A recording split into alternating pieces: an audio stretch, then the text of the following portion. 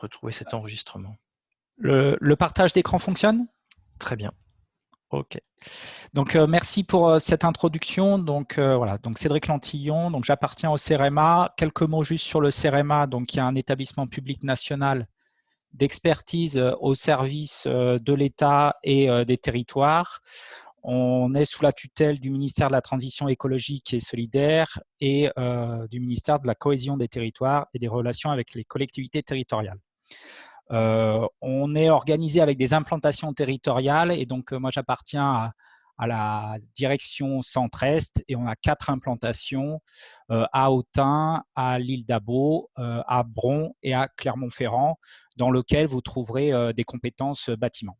Je ne fais pas toute la présentation du CEREMA, on se concentre plutôt sur la partie bâtiment, mais en fait en termes de sujets, on couvre l'ensemble des thématiques des 2 ministères.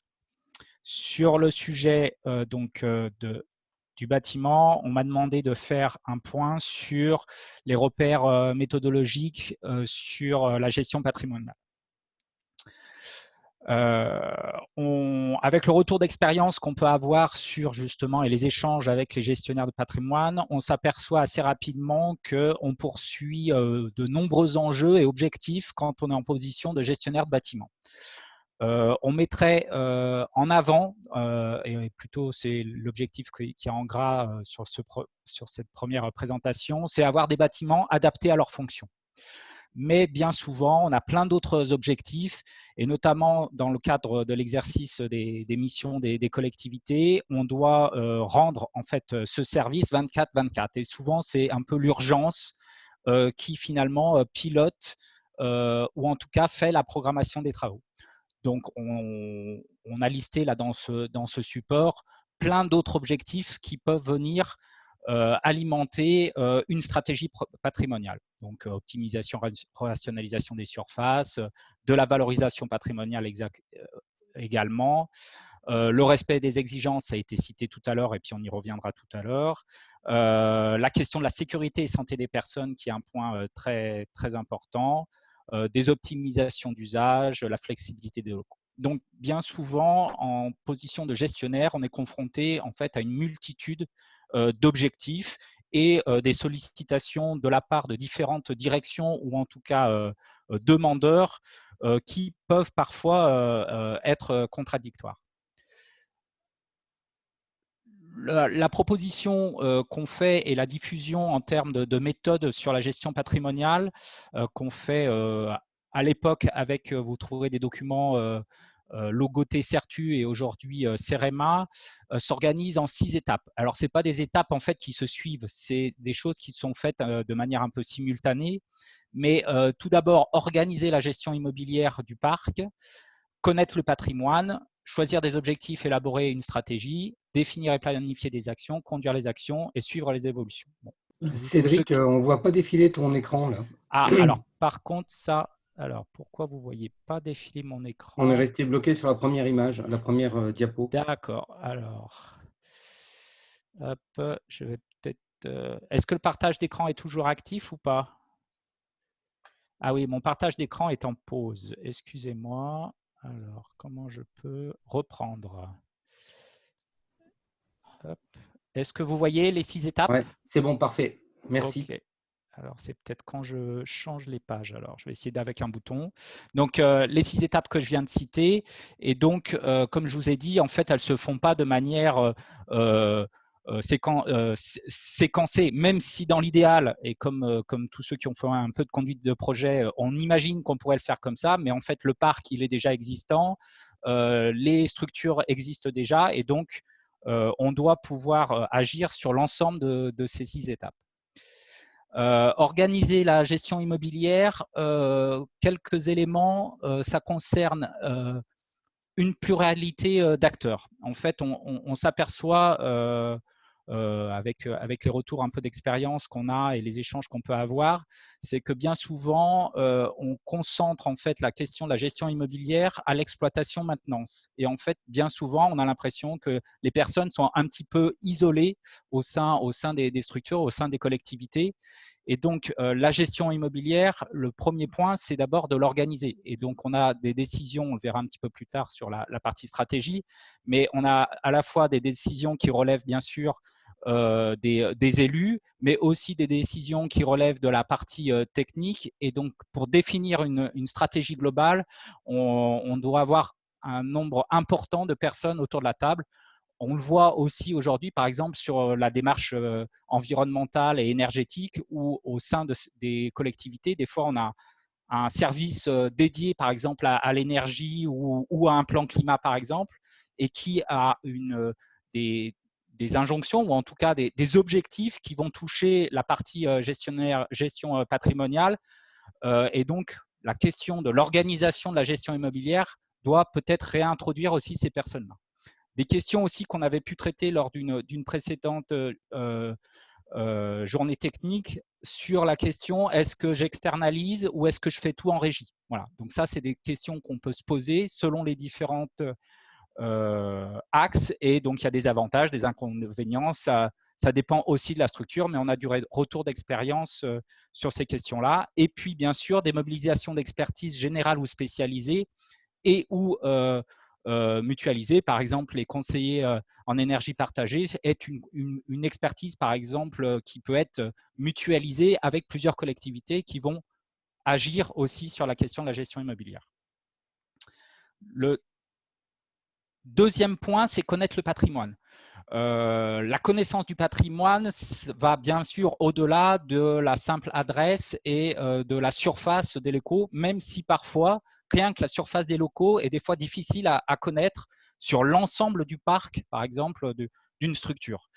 Et donc, on a proposé en termes de méthodo de décomposer un petit peu cette connaissance de patrimoine à travers bien sûr une carte d'identité, à travers un carnet de santé du bâtiment, à travers un carnet d'usage, et je reviendrai un petit peu plus tard sur cette spécificité, à travers un carnet réglementaire et un carnet énergétique, qui est un sujet quand même très prédominant en ce moment avec toutes les politiques publiques qui sont attachées à ce sujet-là. Donc voilà, ça c'est un outil qui est déployé au sein du CEREMA où vous pouvez trouver pas mal de supports et d'accompagnement sur ces différents volets. Connaître le patrimoine, bien souvent, en tout cas pour ceux qui interagissent justement avec des gestionnaires, on se retrouve souvent avec des diagrammes. Donc, ça fait partie un petit peu du jeu, donc des diagrammes chiffrés, des camemberts et compagnie. Et donc, voilà, ça fait partie des éléments d'information. Par contre, là où, en tout cas, nous, on insiste vis-à-vis des gestionnaires de patrimoine, c'est qu'il faut dépasser également ces camemberts, puisque les camemberts ne représentent pas tout à fait les usages et le fonctionnement des bâtiments. Et donc, on développe, nous, au sein du CEREMA, une approche tournée justement, par rapport au premier point que j'ai donné au tout début, vers la connaissance des usages du bâtiment. Et donc, on développe et on approfondit justement cette démarche de diagnostic d'usage sur le patrimoine, donc à l'échelle de bâtiments, et on avait pu le faire avec des monographies très précises sur certains établissements pour servir, pour faire de la programmation par exemple. Et là, on est en train de développer justement cette partie-là autour d'une approche usage, mais à l'échelle du parc. Voilà. Donc, pour passer un petit peu moins de temps sur l'ensemble des bâtiments, mais avec des critères et une grille de lecture qu'on a pu tester avec le Parc national du Vercors, avec certains services de l'État, la préfecture et puis la direction départementale des territoires de la Drôme. Et donc, voilà, c'est une approche autour des usages qu'on porte et on souhaite que les gestionnaires dépassent aussi les indicateurs financiers pour apporter dans l'élaboration de la stratégie ce volet usage. Donc là, aujourd'hui, on regroupe cette partie-là, on redécoupe à travers la notion d'attractivité du site et du bâtiment, des notions de sûreté et sécurité, et on est en plein dans l'actualité, des notions de fonctionnalité et d'adaptabilité et de confort et santé. Donc le troisième point, c'est élaborer une stratégie. Je l'ai dit tout à l'heure sur la question de l'organisation, mais en fait, la stratégie, il faut qu'elle repose sur un parc. Et on sait que les parcs de bâtiments évoluent constamment. Et donc, on a pu constater des fois certains dysfonctionnements ou en tout cas certains retours d'expérience en disant on prévoit des rénovations, mais en fait, le service des domaines, en tout cas celui qui s'occupe de la propriété des bâtiments, finalement prévoyait de vendre ce bâtiment dans 2 ans ou dans 3 ans ou de changer les affectations. Donc, élaborer une stratégie patrimoniale doit intégrer un peu la partie amont et donc remonter aussi d'un cran sur la question de est-ce que je garde ce bâtiment au sein de mon parc ou est-ce qu'à moyen terme ou à court terme, ce bâtiment ne fera plus partie de mon parc. Voilà. Donc, c'est juste cette diapo pour vous dire, attention, le parc évolue de manière constante. On a la problématique des bâtiments propriétaires et puis la problématique des bâtiments où on est en location. Donc, c'est voilà, intégrer cette stratégie patrimoniale sur un parc à l'air élargi. L'élaboration de la stratégie d'intervention, et là, je pense que pour tous ceux qui nous écoutent ne seront pas surpris. Donc, on part sur un état initial, on essaye de définir des objectifs, on identifie le système d'opportunités et contraintes et on développe un système de hiérarchisation. On en met quelques-uns en exemple ici qui sont un peu d'actualité et qui ont déjà été cités. Mais établir une stratégie patrimoniale intègre bien sûr certains axes prioritaires sur lesquels il y a eu une décision de la collectivité et des élus en disant bah voilà, il y a le maintien en usage de l'ensemble des bâtiments, mais par contre, peut-être sur les 2 prochaines années ou les 3 prochaines années, on va renforcer certains éléments. Et donc, on en cite quelques-uns, adaptation à l'usage et amélioration fonctionnelle, économie d'énergie et qualité de l'air intérieur, la mise en accessibilité, la pérennité et maintien en état, sécurité et santé des personnes. Et à travers ces axes de développement de stratégie patrimoniale, on affecte bien sûr des budgets pour pouvoir avancer progressivement. Donc, une stratégie patrimoniale pour avoir une vision prospective sur l'évolution du patrimoine à moyen terme et aussi répondre positivement ou en tout cas sans faire d'erreur sur les actions à très court terme. Ensuite, on établit une feuille de route avec des actions à mener, donc les adaptations fonctionnelles, programmer les opérations de rénovation, faire de l'exploitation maintenance qui fait partie de la stratégie patrimoniale et puis agir avec les occupants. Quelques exemples d'intervention, puisque pour être un peu concret sur comment nos équipes peuvent intervenir. Par exemple, on est intervenu sur la mise en œuvre de l'accessibilité pour l'accompagnement notamment des agendas d'accessibilité programmés, avec en tout cas nous, sur notre positionnement sur les recommandations réglementaires et techniques, on a accompagné un panel de gestionnaires et de réseaux de villes, le réseau des villes inclusives Ravi, sur lequel on a pu échanger sur la bonne manière de développer justement cette mise en accessibilité au sein des patrimoines des collectivités. On a là très récemment la mise en œuvre du décret tertiaire pour les gestionnaires où on initie quelque chose avec justement le SGAR Aura sur un outil d'aide à la décision pour anticiper justement la démarche et accompagner la démarche de mise en œuvre du décret tertiaire et puis du décryptage réglementaire et de l'assistance d'une manière générale. Sur la maîtrise de l'énergie, en ce moment, donc on déploie le dispositif CUBES, qui est un programme en partenariat avec l'IFPEB sur les collèges et les lycées pour faire de la maîtrise de l'énergie avec les usagers. Et donc, voilà, c'est un gros programme financé par DC2E sur lequel on intervient. Donc, en Aura, on travaille avec la région, le Cantal et la Haute-Savoie sur cette année.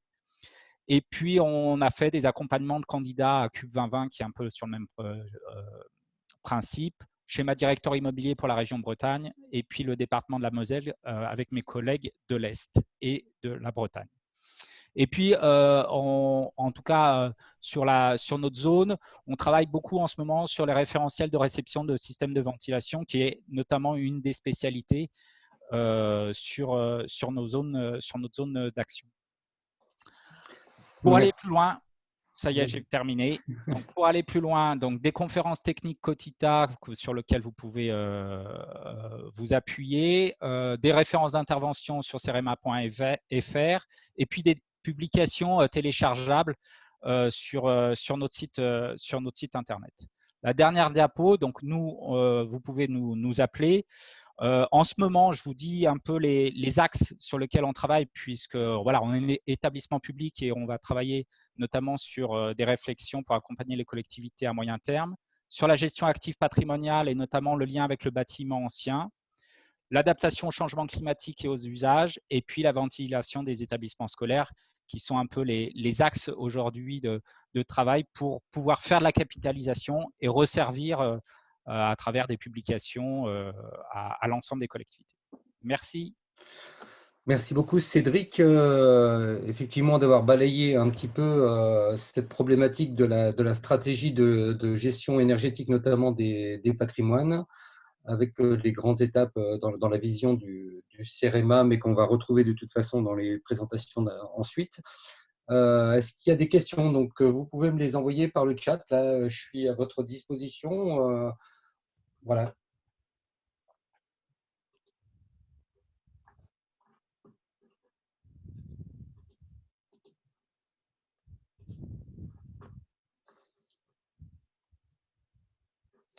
Pas de questions?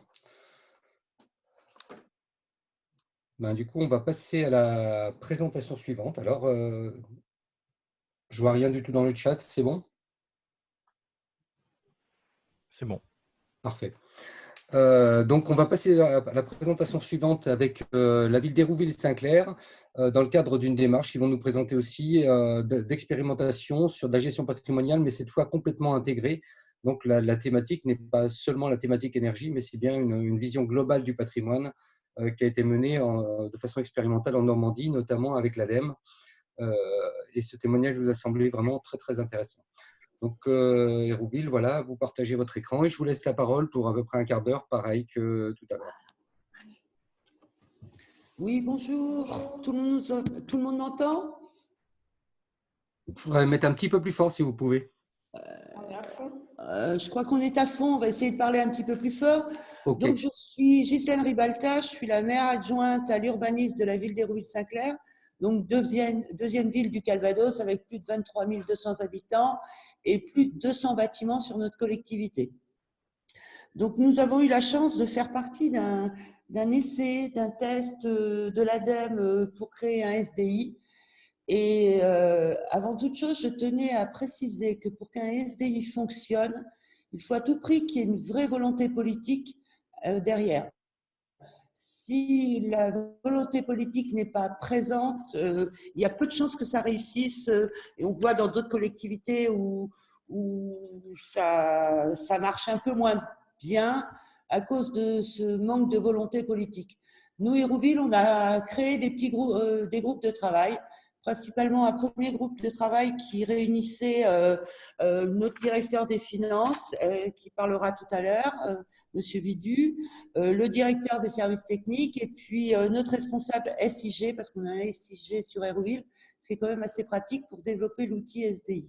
Alors, excusez-moi, juste comme tout à l'heure, là on est resté sur la première page, c'est normal? Bah oui, bah c'est moi qui fais mon petit Parfait. pilotage Okay. de menu, les points d'étape, etc. Là, c'est bon. Non, si, c'est bon. Donc, on a créé un groupe de travail. On a embauché une jeune femme qui était dans un contrat de qualification, un contrat d'apprentissage, qui nous a aidé à référencer tous nos bâtiments, vérifier l'état physique de nos bâtiments. On a dû, comme tout le monde, connaître exactement quel était le taux d'occupation de nos bâtiments, l'état de vétusté, enregistrer toutes les dépenses de fonctionnement qui sont énormes. Alors donc, avec le directeur des finances, c'est quand même assez facile, plus facile, dirons-nous. Et derrière ça, nous avons travaillé avec des petits groupes. On a créer des groupes élus référents. Par exemple, notre adjointe à l'éducation, avec la directrice de l'éducation, a pu contrôler les données qu'on avait enregistrées dans notre SDI, s'assurer qu'il n'y ait pas d'erreur de saisie, s'assurer voilà, des problématiques qu'on pouvait rencontrer. Et aujourd'hui, on a tellement bien avancé qu'on peut faire des simulations. Avec le maire, on avait fait des choix politiques dans le cadre du cadrage budgétaire pour détruire des bâtiments, construire d'autres, etc. Mais on n'avait pas de chiffres, c'était voilà, des choix politiques, point. Aujourd'hui, grâce au SDI, on sait que nos choix politiques étaient les bons, parce qu'on sait que sur certains bâtiments, aucun intérêt de continuer à faire des investissements, des grosses réparations, etc.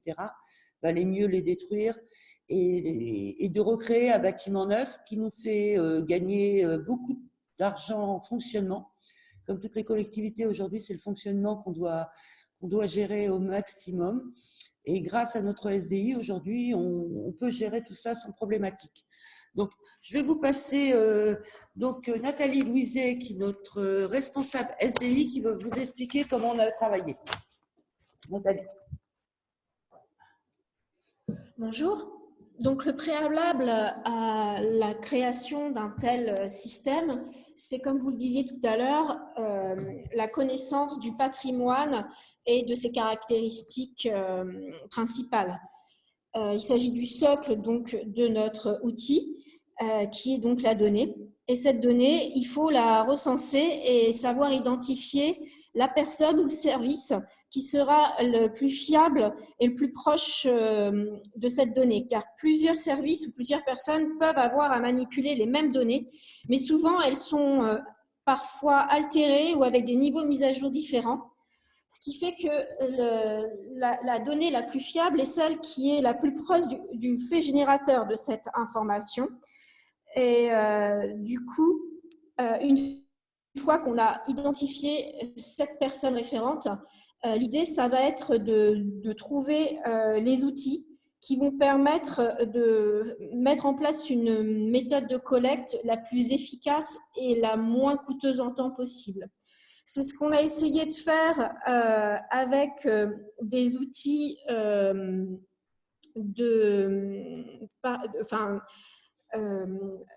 mince, je cherche mes mots. Ce sont des outils qui cherchent à manipuler les bases de données entre elles. Et le préalable à cette manipulation entre bases de données, c'est de trouver ou de créer un identifiant unique dans chaque système d'information. Excusez-moi, juste, on est encore à nouveau sur la première page. C'est normal? Alors là, je ne sais pas comment faire. On a bien fait le partage. En fait, en haut de l'écran, c'est peut-être marqué pause. Moi, c'est ce qui m'est arrivé tout à l'heure. Ah oui, alors ici, il y avait pause. Oui, là, voilà. Alors, je ne sais pas comment.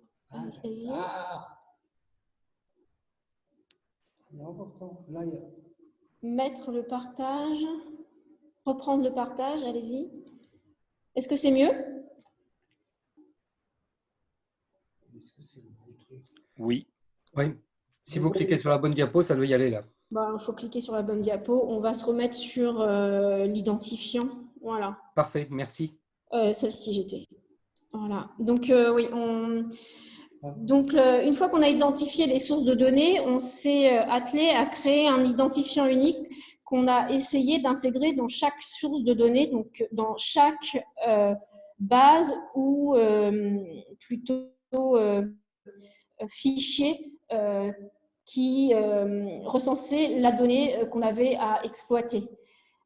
C'est ce qu'on voit sur le diagramme suivant, où on a recensé l'ensemble des logiciels et des bases qu'on a eu à traiter. Et à chaque fois, on voit qu'on a essayé d'intégrer notre IDBAT dans chaque source de manière individuelle afin de pouvoir, via des traitements ETL, faire coïncider toutes ces données pour les intégrer à l'intérieur de nos SDI. Quand ce n'a pas été possible, parce que les logiciels ne le permettaient pas, nous avons créé ce qu'on appelle des fichiers de correspondance qui intègrent une référence de la source de données initiale et qui la met en relation avec notre identifiant unique. Donc, ce n'est pas la méthode la plus simple et la plus pérenne, mais en tout cas, c'est un des moyens de faire quand le logiciel ou la base de données utilisée ne permet pas les manipulations qu'on souhaiterait. Je crois que c'est Monsieur Vidu qui prend la parole. Oui, c'est ça. Donc, je vous laisse la parole, Monsieur Vidu. Bien, bonjour, merci. Donc, ce qui était assez compliqué, on l'a bien vu, c'est de recentrer toutes les données dans une seule base qui puisse être utilisée par la suite pour un peu décrire, alors ce n'est pas tout à fait les fiches pratiques qui ont été exposées tout à l'heure, mais un peu décrire les différents états des bâtiments. Et cette démarche a un impact sur l'organisation de la collectivité, parce qu'on voit très clairement que le patrimoine bâti est un élément central qui fait le lien entre la ville et les usagers. En outre, le patrimoine fait intervenir tous les services fonctionnels et beaucoup de services opérationnels. Donc, ça apparaît comme un formidable support d'une démarche globale de projet. C'est un petit peu l'intérêt que la direction générale y a trouvé. Le parcours du SDI nous a permis de faire le lien, tout d'abord, à travers le patrimoine, entre la politique de rationalisation des coûts souhaitée par les élus, soit par une optimisation des usages, soit par la réduction des coûts de fonctionnement, soit enfin par la transformation ou la valorisation des bâtiments inutilisés. Donc, ce sont les différentes options qui s'offrent aux élus pour optimiser la ressource. Ensuite, le patrimoine concerne les services support, les assurances, les ateliers techniques, les services entretien ou encore la gestion des fluides. Côté services opérationnels, la quasi-totalité des interventions sont réalisées au sein des établissements, qu'il s'agisse des écoles, des gymnases, de l'hôtel de ville ou des bâtiments culturels. Enfin, il y a la mise à disposition de tous ces éléments de patrimoine en direction des tiers, que ce soit des entreprises, des associations, et tout ça, ça participe grandement à l'animation du territoire.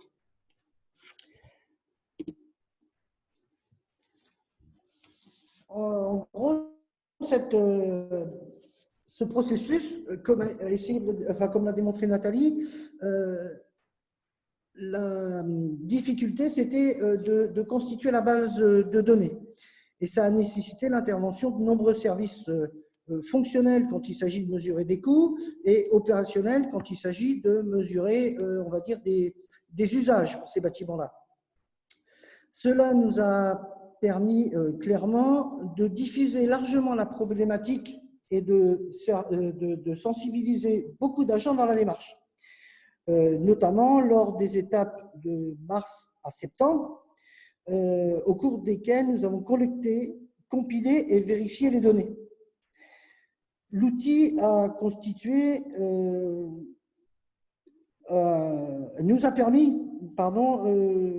de travailler sur des simulations qui vont optimiser les choix, comme l'indiquait Madame Ribalta tout à l'heure, car il va traduire chaque décision d'intervention selon des critères qui sont tangibles.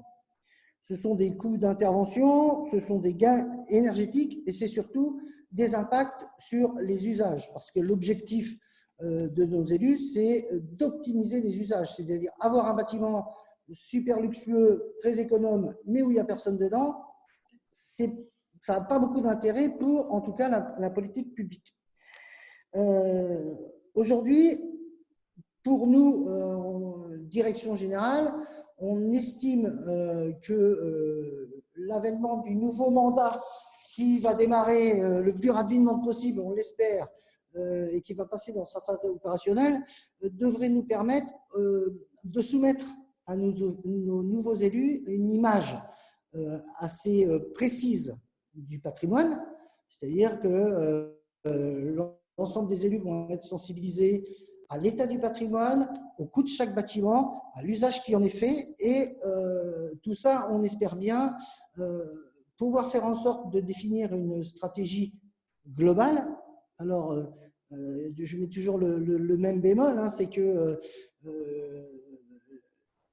objectiver une décision, ça ne veut pas dire rendre la décision réalisable. Hein. Il y a des fois des éléments qui sont, je vais dire, au-delà de la donnée, de l'ordre du sentimental ou du dogmatique, qui vont aller à l'encontre de tout ça. Mais nous, en tant que techniciens, on se doit d'apporter les éléments qui vont permettre à nos élus de prendre les bonnes décisions et de faire des choix qui soient économiquement, financièrement, politiquement pertinents.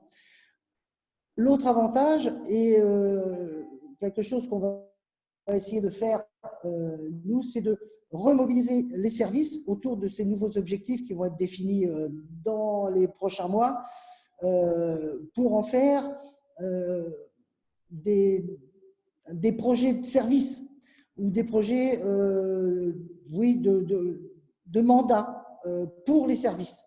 C'est-à-dire qu'on va remobiliser les gens autour des différentes transformations ou des différentes décisions de reconstruction, de démolition, d'amélioration, etc. Donc, pour nous, le schéma directeur immobilier qui a été mis en place va certainement se traduire par une mobilisation différente des services et on compte bien l'utiliser comme un levier dans ce sens-là. Voilà en gros ce que notre expérience du schéma directeur immobilier qui nous a mobilisés pendant plus d'1 an et demi, ne serait-ce que pour mettre en place la base de données et la collecter. C'est un gros travail pour les services. Le travail qui a été fait cette année a permis d'automatiser un certain nombre de tâches. Donc, la mise à jour de la base de données va être plus simple que sa création. Malgré tout, c'est quelque chose qui est vivant et qui doit être suivi pour la suite. Voilà si l'intervention que nous voulions vous proposer aujourd'hui. Merci beaucoup. Donc, le chat est disponible pour les questions pour tout le monde. Il y en a une première un peu. Donc, ce qu'on comprend là, c'est qu'il y a effectivement quand même 1 an et demi à 2 ans de préparation avant de commencer à pouvoir traiter la donnée au sens de construire une stratégie. C'est sûr, oui. C'est le plus difficile. En fait, toutes les données sont disponibles. La difficulté, c'est de les mettre en cohérence. Et donc, ça veut dire qu'il faut y consacrer du temps. Donc, il faut s'appuyer sur les éléments de la collectivité qui sont les plus, je vais dire, les plus aptes. C'est-à-dire que nous, on a trouvé les personnes ressources en interne qui ont bien voulu y consacrer pas mal de temps. On y a mis aussi, comme le rappelait Ghislaine tout à l'heure, on a embauché une personne pour faire de la saisie parce que ce n'est pas toujours évident. Et puis, il faut aussi pouvoir s'appuyer sur les services opérationnels qui sont les plus à même de décrire leur bâtiment, notamment en termes d'usage. Hein, c'est vrai qu'on a pas mal buté sur cette notion d'usage. Pour le reste, à partir du moment où on a quelques techniciens informatiques qui peuvent manipuler la donnée, c'est un peu plus facile, quoi. Parfait. Il y a des questions sur le… Donc, vous nous avez cité tout à l'heure que vous aviez 200 bâtiments à peu près. Qu'est-ce que ça représente en nombre de sites? Bon, En nombre de sites, je dirais qu'il y a une soixantaine de sites. à peu près une soixantaine de sites. D'accord. La question suivante porte sur l'outil de gestion patrimoniale, le logiciel de gestion patrimoniale et également les supports de diagnostic que vous avez utilisés. Alors, c'est essentiellement un tableau élaboré Excel, relativement élaboré, avec pas mal de macros. Et on va dire que le recensement s'est fait de manière, je vais dire, dématérialisée, c'est-à-dire que on est allé sur le site avec une fiche de renseignement et puis après de la saisie directe sur l'outil. L'outil a été mis à disposition par Espelia dans le cadre de la démarche SDI de plusieurs collectivités de Basse-Normandie. Alors, on nous demande également, donc vous avez été accompagné par Espelia, donc là je vois qu'il y a aussi des questions. Il y a beaucoup de choses, quand vous tapez SDI, ADEME, il y a beaucoup de choses sur cette expérimentation normande, avec beaucoup d'informations et sur les travaux qui ont été faits. J'ai trouvé aussi des PowerPoint de présentation d'autres collectivités de Normandie. Donc, j'invite ceux qui sont curieux à aussi aller voir là-dessus. Et donc, la question, c'était quel était le montant de la prestation d'accompagnement d'Espelia? Alors, on a bénéficié de cette démarche dans le cadre d'une expérimentation de l'ADEME. Donc, l'ADEME a certainement, vraisemblablement, rémunéré Espelia, mais pour les collectivités, comme c'était une démarche pilote, en gros, on a bénéficié de ce service à titre gratuit. Sauf nos investissements personnels, enfin, les services de la ville et le recrutement de la jeune stagiaire. D'accord. La question suivante porte sur le temps passé que vous consacrez à cette gestion patrimoniale en interne. Maintenant, donc c'est maintenant que le dispositif est installé, que votre base de données fonctionne, à combien de temps, combien de TP vous estimez le temps pour la gestion de ces bâtiments? Alors, a priori, techniquement, 2 jours par mois sont suffisants maintenant pour actualiser les données. Voilà, c'est tout.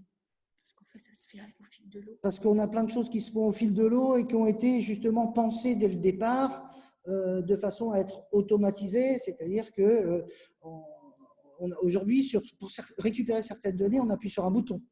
Il y a d'autres données, notamment quand on parle de mise en conformité. C'est au fur et à mesure que les travaux seront réalisés qu'on met en conformité le bâtiment. Voilà.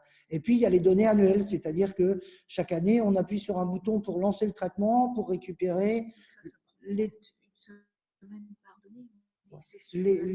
données financières, par exemple. Et donc, ce genre de travail prend peut-être une semaine sur l'année, mais globalement, on va dire 2 jours par mois. D'accord, donc c'est vrai que, mis à part la charge de démarrage, ensuite, c'est de la gestion courante qui est quand même pas très, très lourde finalement. Voilà, c'est ça. Mais ce qu'il faut, c'est effectivement ne pas prendre de retard et pour faire en sorte que la base soit en quasi-permanence à jour, quoi. En fait, ça devient une tâche récurrente du service qui doit gérer cette base de données. Voilà. Merci. La question suivante, c'est sur comment vous faites les simulations, et puis ça rejoint un élément que vous avez énoncé tout à l'heure sur l'implication de la nouvelle équipe ou des nouvelles équipes dans ce schéma. Finalement, comment vous arrivez à faire approprier cet outil aux élus? Combien de temps il faut? J'imagine que ça ne se fait pas en 1 heure, hein. Et quel est le format des simulations? D'ailleurs, si vous pouviez nous envoyer un exemple de bilan annuel ou d'options de choix aux élus, ce serait assez intéressant de voir un peu comment vous le présentez. Donc, comment se passe à la fois les simulations de votre côté et à la fois la transmission ou l'appropriation de ces simulations par les élus? Alors, en gros, effectivement, sans rentrer dans le détail des calculs, mais on a un certain nombre de critères qui sont des critères, on va dire, soit au mètre carré, ou qui sont des ratios. Il y a eu le classement des bâtiments aussi avant. Et effectivement, nos bâtiments ont été classés par niveau. Soit des bâtiments qu'on va conserver, soit des bâtiments qu'on va améliorer, soit des bâtiments qui seraient éventuellement voués à la démolition ou choses comme ça. Donc, on a plusieurs groupes de bâtiments. Et ensuite, à chaque fois qu'on décide, par exemple, on peut un peu jouer au Monopoly avec cette chose-là. C'est ce qui plaît aux élus. C'est-à-dire que vous indiquez au système que vous allez détruire tel bâtiment, eh bien, il vous simule notamment les économies d'énergie que vous allez faire, puisque, effectivement, comme les bâtiments n'existent plus, il prend les charges de fonctionnement et puis il vous dit, celles-là, vous ne les aurez plus. Voilà combien vous allez économiser sur la base de la moyenne des consommations passées. Si vous prévoyez, par exemple, vous voulez injecter dans le système la rénovation thermique de toutes les huisseries, a priori, le système est capable de vous dire vous allez générer tant d'économies d'énergie et ça vous coûtera tant en investissement. Vous voyez, mais sur la base de ratios. Donc, c'est ce genre de simulation qu'on est en capacité d'intégrer dans le système. C'est relativement complexe. Tous les calculs ne sont pas forcément tous extrêmement justes, mais c'est la tendance qui nous permet de dire, oui, effectivement, dans cette direction-là, on va dans le bon sens, oui, dans l'autre, on va dans le mauvais sens. On a aussi, on peut faire aussi des analyses sur les usages, c'est-à-dire quels sont les bâtiments en tension, quels sont les bâtiments qui ont des usages à plus de 100% de ce genre de choses-là. Et puis, pour ce qui est de la manière dont on va, je vais dire, sensibiliser nos élus, on est confinés, nous, depuis le lendemain des élections municipales. Donc, pour l'instant, on n'a rien pu faire et on réfléchit, mais il y a de fortes probabilités qu'effectivement, il y ait, de la même manière qu'on a eu un petit groupe d'élus moteurs, on ait aussi un petit groupe d'élus moteurs dans le prochain mandat pour s'atteler à cette tâche et puis prendre en charge ce nouveau challenge, quoi. Merci. La question suivante porte sur la nature des travaux d'économie d'énergie que vous avez générés suite à la mise en place de ce schéma directeur. Et est-ce que vous avez une première évaluation ou une notion de l'énergie économisée par ce schéma? Non. Pour l'instant, clairement, vous voyez, on a terminé et les premières simulations ont été réalisées en début 2019. Aujourd'hui, aucun travaux, je vais dire, directement issus, sauf peut-être effectivement l'isolation thermique par l'extérieur d'un gros bâtiment qu'on va pouvoir mesurer parce qu'on avait les données avant et qu'on va avoir les données après, mais il est mis en service depuis 2 mois. Donc aujourd'hui, on n'a pas de retour, si vous voulez, là-dessus. On n'a pas pu comparer, voilà ce que nous disait le schéma et voilà ce qu'on a obtenu. Mais bien évidemment, pour pouvoir comparer 2 situations, il faut avoir un avant et un après. Et aujourd'hui, on n'a pas encore d'après. D'accord. La dernière question, on va arrêter là l'échange, mais la dernière question porte un peu sur quelle est la taille minimum de patrimoine sur laquelle il faut travailler pour mettre en place un tel schéma. Donc vous, c'est 200 bâtiments. Et donc, est-ce que vous avez connaissance d'autres collectivités autour de vous qui ont fait la même chose?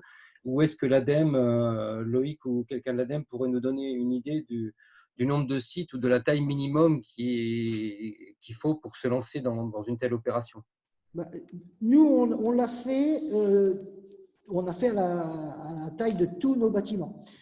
Mais certains des villes avec lesquelles on a travaillé, villes et agglos, soit par manque de moyens humains pour s'y consacrer, ont choisi de faire, par exemple, tous les bâtiments sportifs, ou d'autres uniquement les bâtiments anciens. Ou voilà, enfin, on peut aussi travailler là-dessus en se disant je retiens uniquement les bâtiments qui ont un enjeu.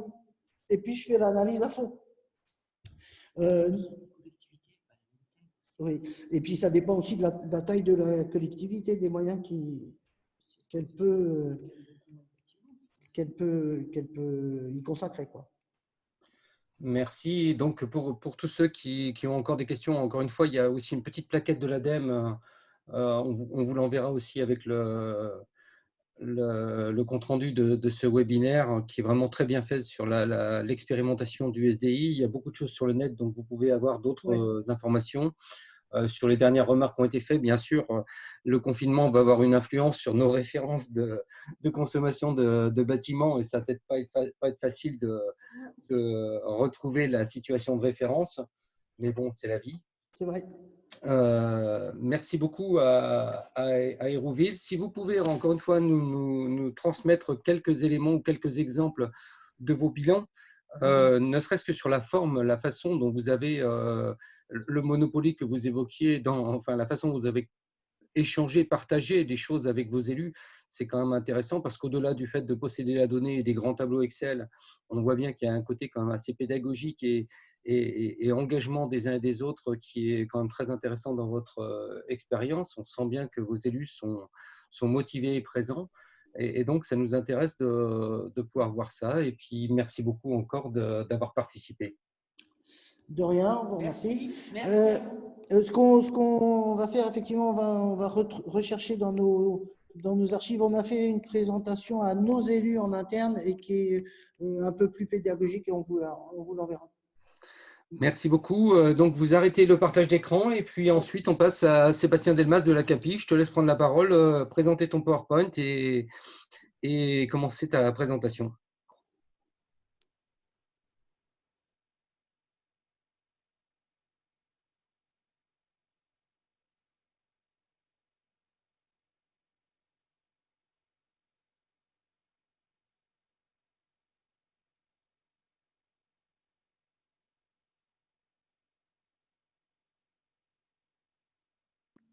Bon, c'est bon pour le partage d'écran. Par contre, on ne t'entend pas si tu parles. Est-ce que vous m'entendez maintenant? Ouais, ça marche. C'est bon, ok, parfait. Voilà, donc bonjour à tous. Sébastien Delmas, directeur de la construction durable à la CAPI, donc communauté d'agglomération Porte de l'Isère. Un petit mot sur nous, donc agglo de 100 000 habitants, autour de Bourgoin-Jallieu, dans le Nord-Isère. Territoire un petit peu particulier du fait de son contexte, puisqu'on a l'ex-ville nouvelle de l'île d'Abo sur notre territoire. Donc on a récupéré pas mal de patrimoine de l'État suite à cette ville nouvelle. Territoire particulier aussi sur le secteur de la construction, puisque c'est un secteur économique important chez nous et on a des acteurs assez importants qui sont implantés chez nous. On a des centres de R&D, notamment des cimentiers, de Parex Lanco qui sont chez nous, et puis des sites importants comme les grands ateliers, des associations comme Cratère sur le pisé, la construction en terre. Voilà. Enfin, bon, on a un territoire assez dynamique sur ce sujet-là et donc on a structuré effectivement en 2015 cette direction construction durable dont le rôle est d'accompagner un petit peu l'ensemble des acteurs sur cette thématique-là pour les aider à aller vers des bâtiments moins consommateurs. Donc là, je vais surtout vous parler des bâtiments intercommunaux. Donc c'est une action que l'on mène pour laquelle j'appuie mon collègue donc Yanis Bailly qui nous a rejoint, qui pourra peut-être dire un mot, compléter mon propos. Directeur des bâtiments communautaires qui s'occupe donc des bâtiments intercommunaux, mais au-delà de ça, on accompagne également les communes. On a mis en place un concert énergie partagée. On accompagne la construction de bâtiments neufs, les bailleurs sociaux, les particuliers, etc. etc. Donc, pour ce qui est des bâtiments intercommunaux, on a engagé une réflexion déjà depuis 2013 avec un ensemble d'audits énergétiques sur nos 80 bâtiments qui nous ont permis, depuis 2013, de mettre en place un schéma directeur énergétique sur une première tranche de 40 bâtiments et puis un deuxième sur une autre tranche de 42 bâtiments. Donc, le principe de schéma directeur énergétique, c'est qu'on a, dans le cadre des discussions sur la PPI, programmation pluriannuelle d'investissement, axé 300 000 € par an sur l'amélioration énergétique des bâtiments. Et donc, à partir de l'ensemble des audits, on a fait un petit peu le jeu, mais qui a été évoqué par les précédents intervenants, mais un peu de manière manuelle, en fonction des contraintes des différents bâtiments, des choix politiques, des orientations prises. des autres travaux qui étaient envisagés, des besoins d'utilisation, donc des espaces libres ou pas, voilà, enfin, un peu de jeu de chaises musicales pour certains bâtiments, tout ça pour définir, et puis aussi en fonction des capacités de nos services à y répondre, parce qu'on travaille avec une régie de travaux, mais aussi avec des entreprises. Donc voilà, on a essayé d'étaler tout ça dans le temps pour essayer de cibler les travaux les plus efficaces sur les bâtiments que l'on souhaitait garder ou en tout cas améliorer et sur lesquels on pouvait effectivement intervenir. C'est un petit peu le nœud du problème et c'est le travail qui est fait pas quotidiennement, mais de manière très régulière, d'actualiser un petit peu les travaux en fonction des capacités des uns et des autres, des orientations politiques, etc. Donc en 2017, on a été lauréat d'un appel à manifestation d'intérêt de la Caisse des dépôts justement sur ce sujet de la rénovation énergétique. Et l'objectif, c'était de compléter un peu cette analyse de la situation énergétique, de l'actualiser puisque nos audits dataient déjà depuis 2011, pardon. Et puis à partir de là, à nouveau identifier et hiérarchiser des travaux d'économie d'énergie sur ces bâtiments pour établir un nouveau programme d'investissement qui qui a pris du coup la suite de notre schéma directeur énergétique qui s'est achevé en 2018. Si je dis pas de bêtises. Et on a essayé d'aller un petit peu plus loin en identifiant aussi les différents modèles financiers et les montages juridiques possibles, puisque tout cela, comme je l'évoquais, a été fait en régie. On investissait en direct et on menait les travaux, on les sous-traitait à des entreprises. Il y a des marchés publics assez classiques, mais l'objectif de la Caisse des dépôts était aussi d'analyser un petit peu les différentes solutions innovantes qui existaient ou qui pouvaient être envisagées de type MPGP ou aller plus loin dans des SPL ou SEM, comme la SPL OSE par exemple. Donc le résultat de l'étude montre qu'on a un ratio qui n'est pas forcément mauvais de manière générale, mais globalement on a certains bâtiments évidemment qui sont plutôt bons, d'autres plutôt mauvais. Et à partir de ces études-là, donc là, les études n'ont pas porté sur l'ensemble des bâtiments, mais uniquement sur ceux qu'on avait besoin d'actualiser, c'est-à-dire ceux sur lesquels on était intervenu ou qu'on avait déjà mis de côté parce qu'on n'envisageait pas de travailler dessus et que depuis, on s'est rendu compte qu'il fallait quand même qu'on fasse des choses. Et à partir de ces diagnostics, on a listé l'ensemble des préconisations de travaux possibles. Bien évidemment, on retrouve des ratios assez classiques, principalement du bâti et des systèmes, avec une répartition des gains qui est assez équitable, on va dire. On avait quand même encore des potentiels de gains sur le chauffage, et puis aussi un volet ENR qui était demandé et qu'on n'avait pas forcément intégré dans nos précédents schémas directeurs énergétiques. Les préconisations ont été regroupées dans plusieurs scénarios qui évoluent évidemment en fonction du niveau d'investissement envisagé et des économies d'énergie visées qui permettaient aux élus de se positionner ou en tout cas d'orienter les choix d'investissement sur le patrimoine, en sachant que bien évidemment ils ne vont pas jusque dans le détail de dire qu'il faut changer telle fenêtre dans tel bâtiment ou dans tel autre ou telle chaudière, mais voilà, ils donnent quand même des orientations sur les choix d'investissement et sur les priorités à afficher, et notamment la question de savoir si on intervient ou pas sur certains bâtiments, puisque c'est un point important. Voilà, je vais y revenir. Donc à partir de là, on a rééchelonné une programmation pluriannuelle qui a permis sur chaque site de sélectionner des nouvelles actions d'amélioration. Donc même schéma, hein, même logique qu'avant, c'est-à-dire en fonction des contraintes d'occupation, des travaux déjà programmés par ailleurs sur d'autres thématiques, avec un investissement global envisagé de 3 millions sur les 7 prochaines années, 2019-2026, ce qui nous a permis donc de rétablir un nouveau schéma directeur énergétique et d'envisager une économie de 22% par rapport aux consommations sur le périmètre visé, donc sur les bâtiments sur lesquels on envisage d'investir, pour les 8 prochaines années. Alors, voilà, juste un petit point sur ce sujet-là. Donc, 22%, c'est pas tout à fait en phase avec les objectifs du décret tertiaire, mais ça inclut pas les économies qu'on avait déjà fait dans le cadre du schéma directeur énergie, première version.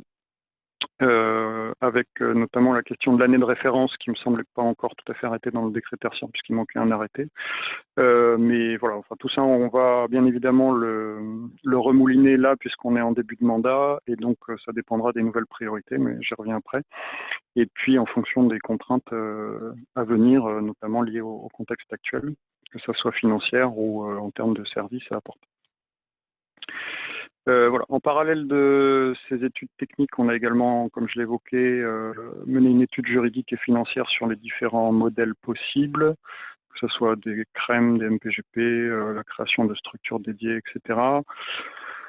Globalement, l'étude montrait que financièrement, un marché public global était plus avantageux, évidemment, puisqu'on regroupe tout. Par contre, c'est un point important qui n'a pas été trop développé, mais qui nous semble important puisqu'on l'a relevé dans d'autres MPGP, c'est qu'il y a quand même des coûts supplémentaires liés au montage, bien évidemment. Il y a une ingénierie importante à mettre en place, et puis au suivi derrière, puisqu'à partir du moment où vous avez un PGP, après, dès que vous voulez faire le moindre travaux, bah, évidemment, il faut négocier avec le prestataire. Généralement, il y a des coûts qui s'ajoutent à ça, et puis bien évidemment la symétrie de l'information, puisqu'on ne maîtrise plus tout à fait l'ensemble des données. Pour ce qui nous concerne, de toute façon, on avait déjà pas mal raboté le gisement d'économie d'énergie avec notre schéma directeur énergétique première version, et donc on n'avait plus assez de gisements pour justifier un recours à un marché public, ou en tout cas de gains susceptibles d'intéresser du privé. Et on aurait été dans un montage un petit peu complexe avec à la fois des travaux qui n'étaient pas sous la forme d'un marché public global de performance, donc avec des économies d'énergie qui remboursent une partie des travaux et des travaux plus classiques. Donc voilà, on a préféré garder la main pour l'instant, d'autant plus que le critère financier s'est pas révélé réellement différenciant du fait du faible gain, des faibles gains possibles. Voilà, donc à partir de là, on a établi, comme je l'évoquais, un schéma directeur énergétique jusqu'en 2026, qu'on a échelonné par bâtiment en fonction des différents scénarios possibles. Voilà. Et en fonction des bâtiments, comme je l'évoquais, donc chaque année, on essaye d'étaler les investissements. Donc là, on est sur à peu près les mêmes niveaux d'investissement qu'aujourd'hui, donc à peu près 300 000 € par an.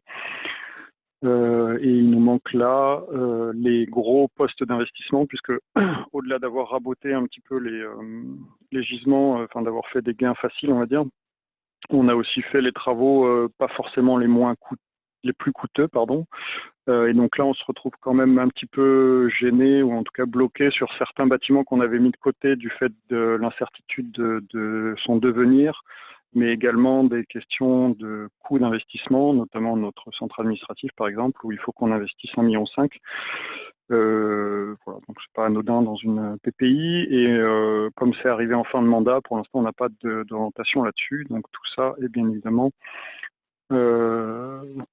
en attente du nouveau plan de mandat, de la révision de notre PPI, et puis de l'évolution de la contractualisation avec l'État, puisqu'aujourd'hui on est plutôt en phase de diminution des dotations et de diminution de nos dépenses, comme toutes les collectivités. Donc on a du mal à se projeter sur une augmentation de notre programmation pluriannuelle d'investissement sur notre propre patrimoine. Voilà, donc tout ça, je vous l'avais déjà un petit peu dit. Oui, comme je l'évoquais, sur la question du respect du décret tertiaire, c'est quand même un argument important qu'on avancera au niveau des élus.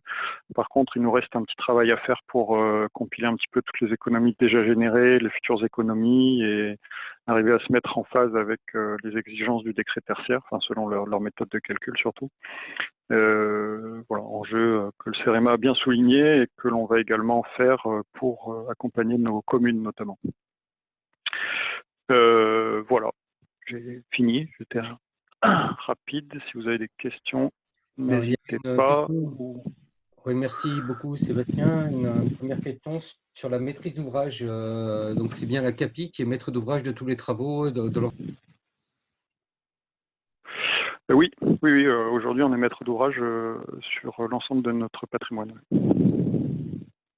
Et par rapport à ta dernière remarque, justement, est-ce que c'est pas ça quand même une différence entre un marché global de performance qui aurait impliqué plusieurs bâtiments et qui aurait été finalement voté une bonne fois pour toutes, et le fait d'être obligé de reposer, si je puis dire, les enjeux, les objectifs avec le changement d'équipe. Oui, c'est vrai, mais après, c'est aussi une question politique dans le sens où si on signe un marché public global sur 8 ans, on va dire, ça veut dire qu'on saute un mandat, donc ça veut dire que les nouveaux élus arrivent et prennent sa clé en main et ils ont peu de marge de manœuvre. Donc à partir du moment où ils veulent réviser un certain nombre de choses, on se retrouve avec des coûts de modifications contractuelles qui peuvent être assez notables. Donc c'était aussi un argument qui faisait qu'on est resté en maîtrise d'ouvrage direct pour l'instant, puisqu'on est arrivé en fin de mandat. Mais après, c'est pas dit que les nouveaux élus se positionnent pas sur un marché public global. Hein. C'est pas fermé. D'autant plus que je l'ai pas évoqué ici, mais en parallèle de ce travail sur le schéma directeur énergétique, l'étude juridique nous a permis de dégager un modèle de type SPL OSE où on ferait monter en compétence notre SPL d'aménagement sur le volet de la rénovation énergétique pour qu'elle puisse servir de véhicule juridique pour porter la maîtrise d'ouvrage déléguée, à la fois pour le compte de l'intercommunalité et à la fois pour le compte de certaines communes. Donc c'est une forme de mutualisation d'ingénierie locale qu'on est en train de mettre en place pour nos communes et on ne s'interdit pas de le faire pour les bâtiments intercommunaux également. Oui, alors une autre question, c'est est-ce que l'étude financière et juridique que vous avez menée avec l'aide de la Caisse des dépôts est diffusable? Oui, Mathieu, oui, a priori, on pourra vous la faire passer. On nous la fera passer, puis on la joindra au résultat, enfin au compte-rendu du webinaire. Ouais. Sachant que c'est surtout l'étude juridique qui est intéressante, l'étude financière, comme je vous dis, bon, ils sont rentrés très dans le détail des logiques budgétaires et comptables, mais le résultat était assez mitigé, donc l'étude financière avait assez peu d'intérêt au final. C'était surtout l'étude juridique. Ok, c'est noté. Une autre remarque dans le schéma précédent avec Hérouville Sinclair, il s'intéressait vraiment à tout un tas de sujets. Il semble que votre plan à vous soit plus concentré sur l'énergie. Comment vous intégrez les autres thématiques dans vos choix, dans votre gestion? En fait, on a segmenté un petit peu nos investissements dans différents schémas directeurs énergétiques pour leur donner un peu de lisibilité. Mais on agit aussi sur les autres sujets, la sécurité évidemment, mais par exemple l'accessibilité qui est un gros point dur, où on a également un schéma directeur accessibilité. Et après, on croise un petit peu tout ça pour définir, encore une fois, hein, que ce soit dans un logiciel qui vous le fasse de manière automatique, comme dans le schéma précédent, ou manuellement avec des papiers, ou en réunion avec des élus pour dire on investit plutôt sur tel bâtiment ou tel bâtiment, ça revient dans tous les cas à des choix politiques. Donc on croise un petit peu l'ensemble des contraintes, que ce soit à court terme, moyen, long terme. L'ensemble des investissements et après c'est un arbitrage de type PPI, programmation pluriannuelle d'investissement, donc on arbitre en fonction de notre capacité à investir et des choix sur lesquels on veut faire. L'intérêt de segmenter, c'est qu'on peut permettre aux élus de prioriser aussi les volumes financiers en fonction des sujets sur lesquels ils souhaitent aller. Typiquement pour le dire, voilà, nous on investit assez fortement sur l'énergie via ce schéma directeur énergétique, c'est un choix politique, on l'a affiché tel quel. Sur le schéma directeur accessibilité, on l'a un peu plus raboté et donc après c'est forcément un jeu de vase communicant. Oui, justement, en complément de ça, vous en êtes déjà au deuxième schéma de rénovation, là, à la programmation pluriannuelle d'investissement sur la rénovation énergétique. Et quelle est la bonne fréquence pour vous? Est-ce que justement des plans de 5 ans ou 6 ans, c'est suffisant? À quelle fréquence il faut remettre le métier sur non, les travaux sur l'outil? Enfin, à quelle fréquence il faut relancer une actualisation, si je puis dire, ou remettre un peu les choses en actualisation? En fait, il y a différentes échéances. La première, la principale, enfin, en tout cas la plus longue, c'est le plan de mandat. Donc, on définit un plan de mandat, c'est ça qui nous donne une orientation. C'est pour ça que 5 ans, ça nous paraît pas mal parce que ça permet de donner de la visibilité sur l'ensemble du mandat. Après, c'est tous les ans, puisqu'on discute du budget annuellement, donc forcément, il faut défendre les budgets chaque année. Et donc, chaque année, il faut rejustifier et réorienter les besoins. Et puis après, c'est en fonction des urgences, enfin en tout cas du court moyen terme, où tous les trimestres, il me semble, en commission. Enfin, peut-être Yanis s'il pourra compléter, mais il me semble en commission bâtiment, tous les trimestres, on réoriente un petit peu les choix d'investissement, ou en tout cas certains budgets de fonctionnement en fonction des besoins d'urgence, pardon. On m'entend? Oui, ça marche. Oui, bonjour, c'est Yanis.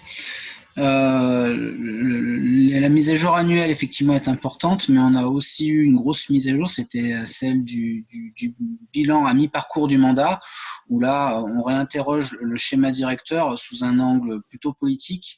Donc, ça suppose d'intégrer des données un peu subjectives dans un schéma directeur. Donc ça, c'est un exercice de style qui est parfois un peu délicat.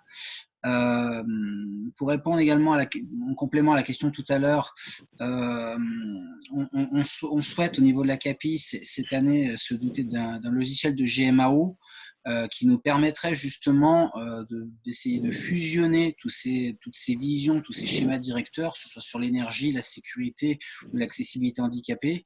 Donc là, c'est un gros travail que l'on est en train de mener. Gros parce qu'on est sur plus de 100 bâtiments à la CAPI, à peu près 66 000 m², ce qui n'est pas rien, mais parce que surtout on a tous les autres services de la CAPI qui sont concernés, les collègues pour le mobilier, pour la logistique, les collègues pour le foncier, où ce travail-là, on s'est encore donné quasiment 2 ans à 2 ans et demi pour pouvoir aller dans l'état d'esprit des premières présentations qui ont lieu tout à l'heure. Je voulais également préciser, si on cumule aujourd'hui les économies d'énergie générées par le premier schéma directeur et le deuxième qui est en cours, cette année sera la première année où ce qu'on investit correspond quasiment à l'euro près à ce qu'on dépense. C'est-à-dire cette année, on va être encore sur 370 000 euros d'investissement, et ce qui correspondra aux économies d'énergie qu'on a calculées sur base des 2 schémas cumulés. Oui, ça veut dire qu'en fait, quand même, l'investissement est quand même nettement plus important, bien sûr, que les économies qui sont générées. En gros, c'est 10 fois plus. Oui, c'est à peu près le bon échelon. Ouais. Parfait. Alors, je reviens au chat pour voir. Oui, alors il y a une question sur la GMAO. Effectivement, on met en place cet outil de gestion de maintenance assistée par ordinateur. On a une logique aussi de passer en numérique un peu la gestion de nos bâtiments et plus généralement le secteur de la construction, puisqu'on est assez volontaire sur le sujet du BIM, même si ça reste un peu cher et pas forcément toujours bénéfique sur certains aspects, mais voilà, on essaye de travailler sur ce sujet-là et de numériser un petit peu dans l'ensemble de notre patrimoine pour après le gérer de manière informatique. Ok, ben, il n'y a pas de questions supplémentaires. Merci beaucoup Sébastien et Yanis pour cette présentation. Et puis on va passer maintenant à la dernière présentation, dernier exemple avec Sandrine de Ternay d'Albertville. Donc je vous laisse prendre la main, Sandrine, et présenter pendant un quart d'heure à peu près votre exemple. Alors, c'est bon? Est-ce que vous voyez? Est-ce que ça défile? On entend, on voit, c'est parfait. Eh bien, impeccable. Oui, bonjour à tous. Donc, dans le droit fil de ce qu'a dit la CAPI, en fait, on a participé également à l'AMI de la Caisse des dépôts et de l'ADEME pour ce qui concernait la définition d'une stratégie globale de rénovation énergétique des bâtiments, parce que chez nous, ça pèse très très lourd. On a 20 000 habitants, 88 bâtiments à gérer, dont 10 écoles, tous anciennes comme chez beaucoup. Et à l'intérieur de ce patrimoine, 20 bâtiments très énergivores. Donc on avait choisi, comme nos collègues de la CAPI, de sélectionner un périmètre d'études qui était celui-là, les 20 bâtiments les plus énergivores. Et pour vous donner une idée de notre enjeu financier, d'énergie des bâtiments, c'est 888 000 euros en 2019. Alors ça a baissé parce qu'on était à près d'1 million en 2017, parce qu'on a mis en place déjà certaines mesures d'économie. Alors il y en a de très anciennes. On a réussi à participer à l'AMI parce qu'on avait déjà une bonne connaissance du patrimoine.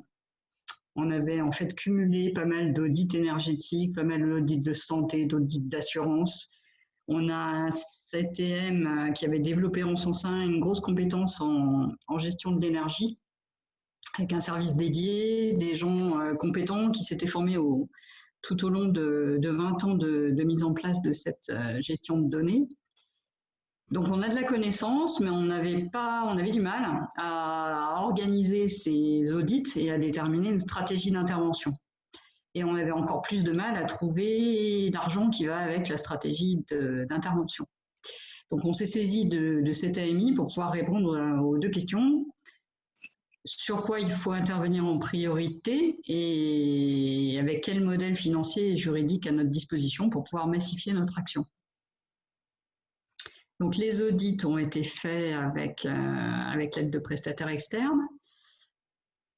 Ils ont conduit, alors je ne sais pas, mon tableau n'a pas l'air très très lisible, ils ont conduit à prioriser des actions à réaliser. Alors, vous voyez, je pense que vous voyez aussi mal que moi le on voit que du noir, mais c'est pas gênant. tableau, c'est pas On voit bien les grave. titres en blanc.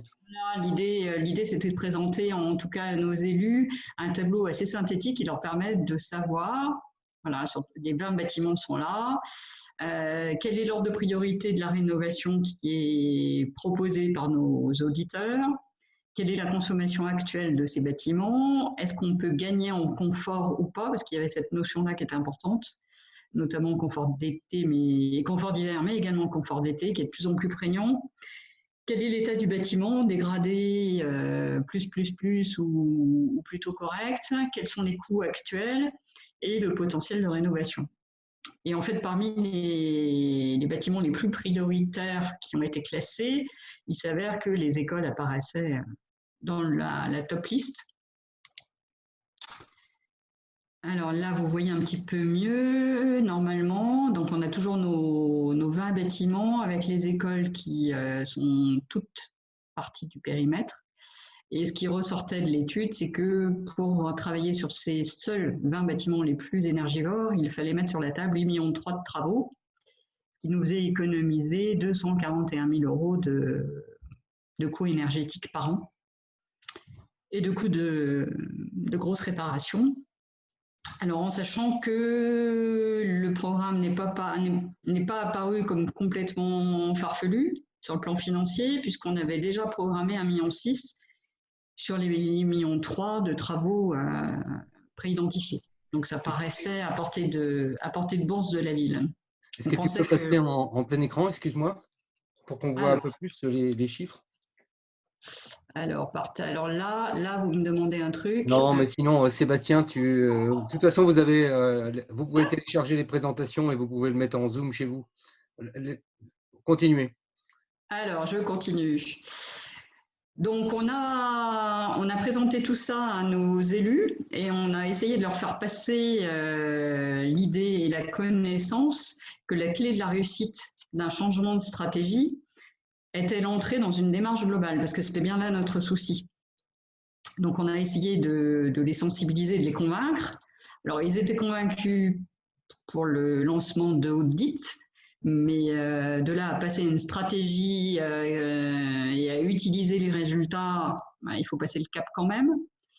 Le fait de respecter les obligations réglementaires, c'était déjà pas mal organisé. La connaissance fine du parc et de ses coûts énergétiques, je vous l'ai dit, on n'était pas trop mal placé.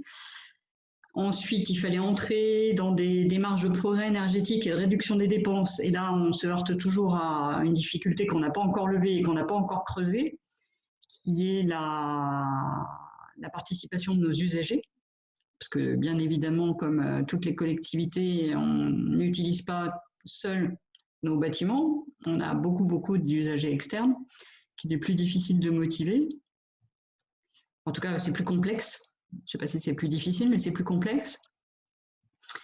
Pour ce qui est de la mise en place d'une stratégie immobilière et de valorisation des actifs, on avait, avant même de lancer l'étude, une vision assez fine des bâtiments qui souhaitaient être utilisés, valorisés, vendus, etc. Donc, ce n'est pas ce qui nous pose le plus de problèmes. Par contre, il faut qu'on travaille sur tout ce qui est obsolescence fonctionnelle, qualité d'usage, prise en compte des changements d'usage. Et là, on a beaucoup de travail à faire avec nos usagers. Et puis aussi un gros travail à faire sur les enjeux du réchauffement climatique, intégrés dans l'analyse de nos besoins, parce qu'on pressent que c'est une question du futur. C'est déjà une question d'aujourd'hui, mais qu'on ne sait pas encore complètement traiter. Donc là, ça va être un gros travail à venir. Alors, une fois qu'on leur a présenté ça, on est parti avec eux dans l'idée qu'il fallait lancer une première action absolument prioritaire, qui était d'adopter un plan global de rénovation des écoles. Alors, non seulement parce que c'est 50% de nos bâtiments les plus énergivores, et que l'entretien des écoles, c'est le domaine d'action prioritaire de la commune avec la voirie.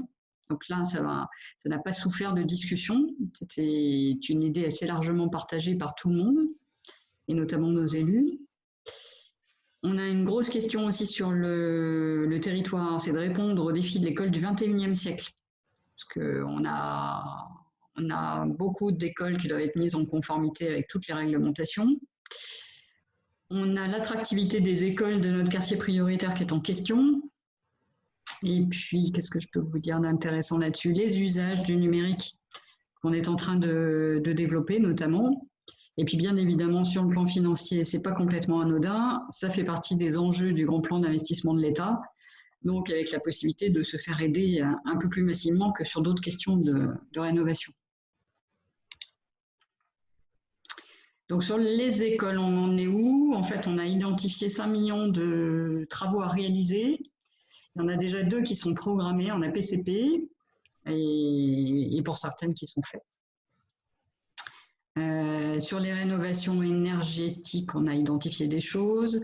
Les engagements de la municipalité, celle d'avant, c'était de rénover 2 écoles. Donc, c'est là-dessus qu'on travaille. Maintenant, il va falloir qu'on réinterroge les élus d'aujourd'hui. Et puis réinterroger les aspects fonctionnels. Alors, en parallèle de ça, oui, j'aurais pu mettre une action numéro 0 qui était la construction d'un réseau de chaleur urbain, donc qui a été mis en service fin 2019 et qui rebat quand même beaucoup les cartes de notre rénovation énergétique puisque on en attend pas mal de maîtrise de nos coûts énergétiques, en tout cas dans la durée. Alors, l'action numéro 2 sur laquelle les élus se sont entendus pour travailler, c'était le fait de profiter des outils de la ville intelligente pour relier nos bâtiments et en améliorer la gestion. Donc ça, c'est en cours de construction. On a utilisé le chantier de la mise en place d'une vidéoprotection pour commencer à construire ce réseau.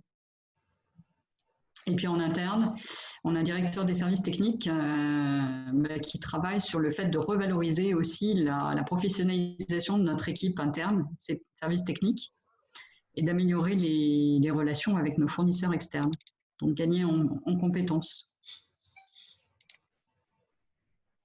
Et on a sensibilisé aussi nos élus au fait que cette démarche de rénovation énergétique, c'était aussi un gros atout pour l'économie locale. Ça permettait de développer l'emploi et le localiser chez nous.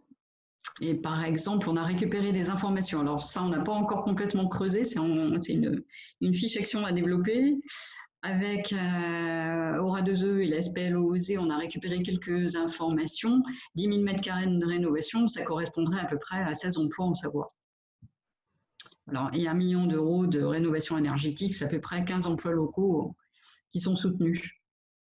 Donc, on a identifié avant le confinement, et on n'y a pas encore travaillé, le fait d'avoir une action pour soutenir la structuration des filières professionnelles.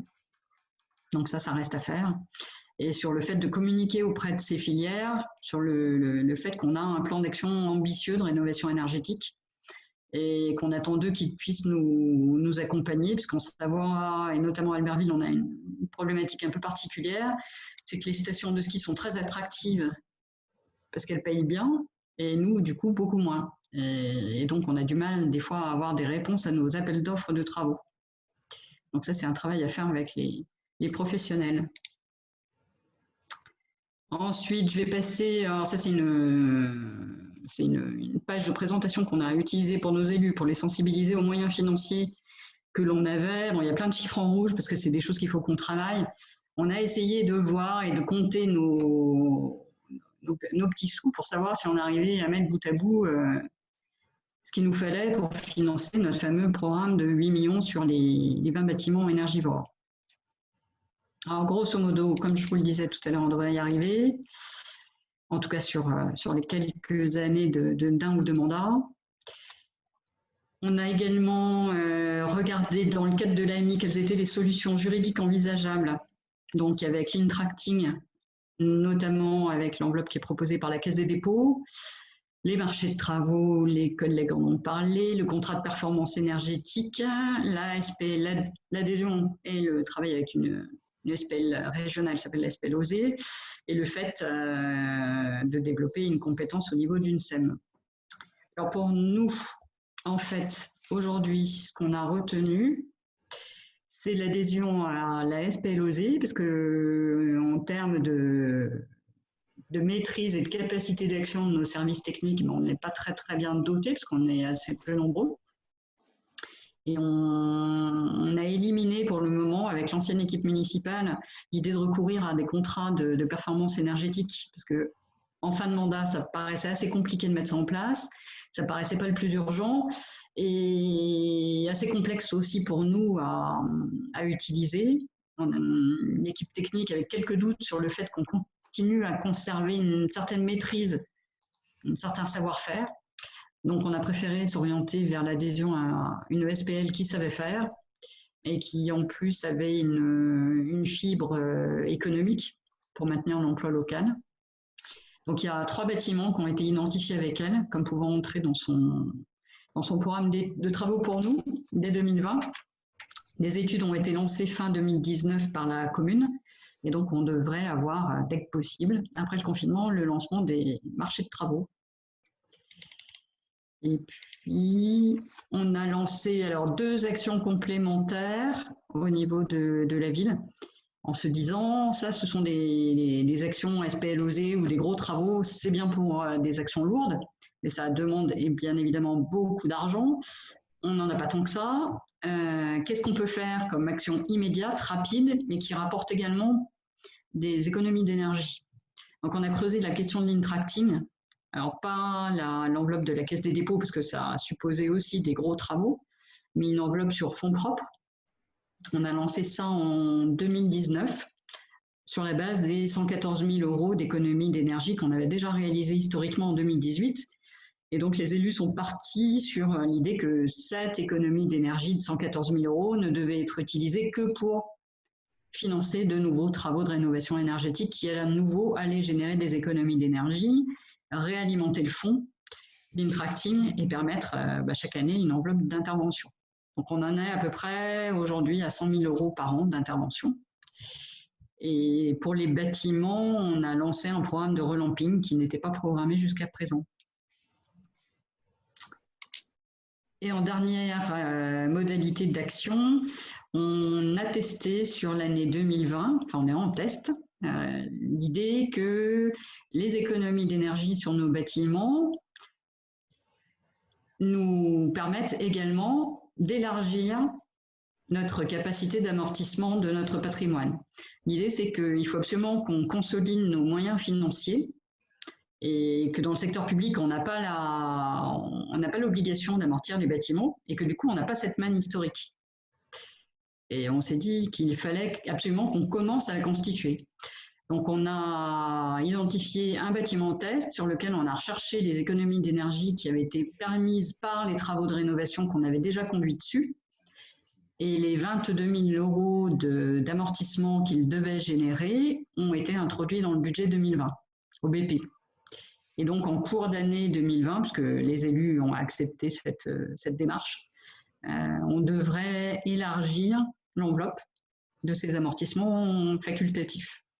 Et donc, alimenter un fonds permettant de faire de nouveaux travaux. Alors, certainement des travaux de faible ampleur au début du processus, mais d'ici quelques années, ça représentera un montant bien évidemment plus conséquent. Voilà, j'en ai terminé de ma présentation. Merci beaucoup. Si vous avez des questions, donc, vous me les envoyez sur le chat. C'est vrai que sur les 2 derniers points qui sont vraiment du domaine du financier, On reviendra dessus certainement dans un prochain webinaire, à la fois sur l'intracting et puis sur ces solutions de financement qui viennent d'être évoquées. On reviendra également sur le cas de la SPL SARAC et la SPL OSE qui ont été cités dans les 2 dernières interventions, parce que c'est aussi des outils de mise en œuvre très intéressants à suivre, mais qu'on ne peut pas traiter en 3 minutes. Il faut vraiment prendre le temps et on organisera vraiment des webinaires dédiés sur ces sujets-là. Une première question sur le chat concerne le traitement de la qualité de l'air intérieur sur le plan école, plan de rénovation des écoles. Oui, alors il est déjà en place depuis 2-3 ans. On a lancé des audits de qualité de l'air. Il n'y a pas tant de bâtiments que ça en fait qui se sont révélés hors normes. Alors pour le coup, on était plutôt pas trop mal et des interventions ont déjà été conduites. D'accord. Je m'interrogeais aussi sur les outils de suivi. En fait, on a vu très bien dans la première intervention que tout le travail d'Hérouville-Saint-Clair, c'était d'avoir cet outil merveilleux, le tableau magique qui permet de simuler des évolutions et de faire évoluer les choix politiques et les choix stratégiques. Est-ce que finalement, à la suite aussi des audits, vous avez un outil de ce genre-là? Alors, on vient de s'équiper, effectivement. C'est ressorti comme les collègues, hein. On a tous les mêmes problèmes, donc on finit par trouver tous les mêmes solutions. On vient de se doter du logiciel Aztec pour la gestion technique de nos bâtiments.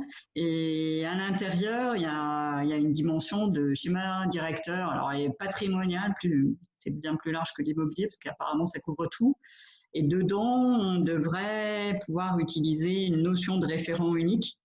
Alors, sachant qu'on a la chance d'avoir une base financière déjà très fine, on a un inventaire du patrimoine qui a été mené depuis… En fait, on a eu deux logiques depuis 20 ans.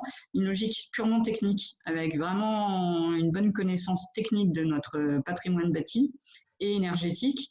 Et puis, parallèlement, il y a eu des travaux lourds qui ont été menés aussi pour faire un inventaire comptable qui tienne la route. Donc, on a la chance d'avoir ces données historiques qui sont bonnes et il nous reste à les croiser. Donc, on va travailler ensemble entre les services techniques et le service finance pour rapprocher nos informations et trouver ce fameux référentiel unique.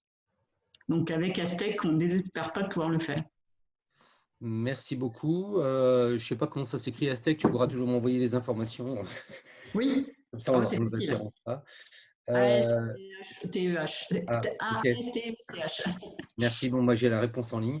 Une dernière petite question sur la question d'usage. Donc, effectivement, l'usage a une grosse importance sur les priorités de rénovation, sur les engagements.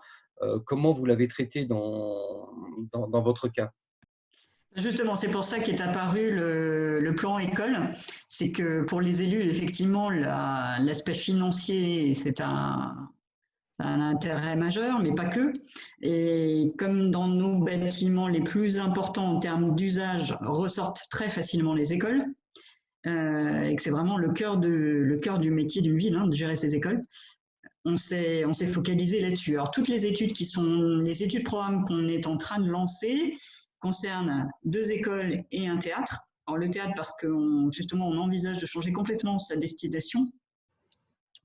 Et les 2 écoles, parce que c'est les 2 grosses écoles de la ville, et qu'on repense ces écoles dans le cadre de l'école du 21e siècle. Donc, avec tous les enjeux que je vous ai cités, ouverture de l'école à d'autres usages, repenser l'utilisation par les professeurs, mettre du numérique, qualité Vous de avez un l'air. AMO spécifique là-dessus?